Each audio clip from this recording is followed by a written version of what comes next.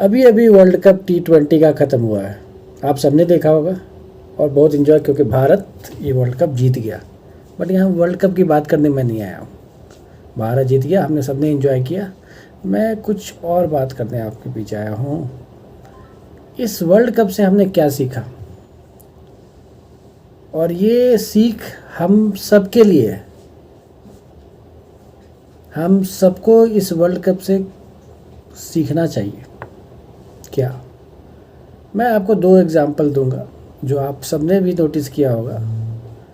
एक संजू सैमसन, वो प्लेयर जो पिछले लगभग 11 साल से T20 क्रिकेट खेल रहा है, और वो उसकी जो पोजीशन है कभी भी टीम में स्टेबल नहीं रहा, परफॉर्मेंस ख़राब रहा, मौके मिले तब भी परफॉर्मेंस नहीं हो पाया। इस वर्ल्ड कप में भी शुरुआत के कई मैचेस नहीं खेले उसने, 4 मैचों में ड्रॉप था वो। मिला भी मौका तो पोजीशन फिक्स नहीं थी। उससे पहले न्यूजीलैंड के सीरीज़ में भी फेल रहा। तो वो, मैं ये नहीं कह रहा हूँ, वो खुद उनके स्टेटमेंट भी है। संजू सैमसन ने पोस्ट मैच प्रेजेंटेशन में बोला कि मुझे तो लग रहा था कि मेरे सपने सारे टूट गए, मेरा करियर बर्बाद हो गया, ख़त्म हो गया, सब कुछ नहीं बचा, क्योंकि मुझसे हो ही नहीं रहा, रन लग नहीं रहे हैं। लेकिन फिर कुछ होता है, और लास्ट के 3 मैच जहाँ पे नॉकआउट सारे मैचेस थे, वेस्ट इंडीज़ के अगेंस्ट, इंग्लैंड के अगेंस्ट और फाइनल न्यूजीलैंड के अगेंस्ट, ये 3 मैचेज जिसमें उसने ऑलमोस्ट सेंचुरी बनाया। और इन 3 मैचों में संजू सैमसन के रन के बदौलत ही भारत जीता।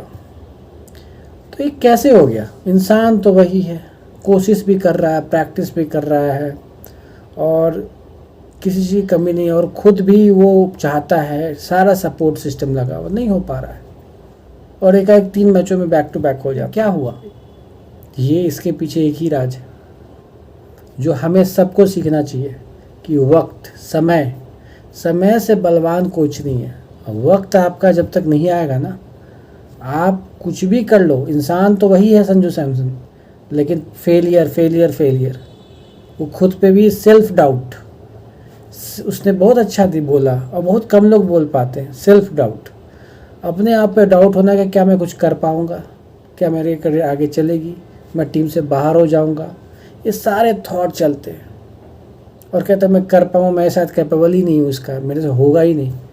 तो इतने निगेटिव थॉट आने लगते हैं इंसान को। लेकिन समय, भगवान जो पावर है, जो दिखता नहीं किसी को, उस जब का आपका समय आ जाता है ना, तो सारा कुछ अपने आप एकदम सीक्वेंस में लाइन बज जा।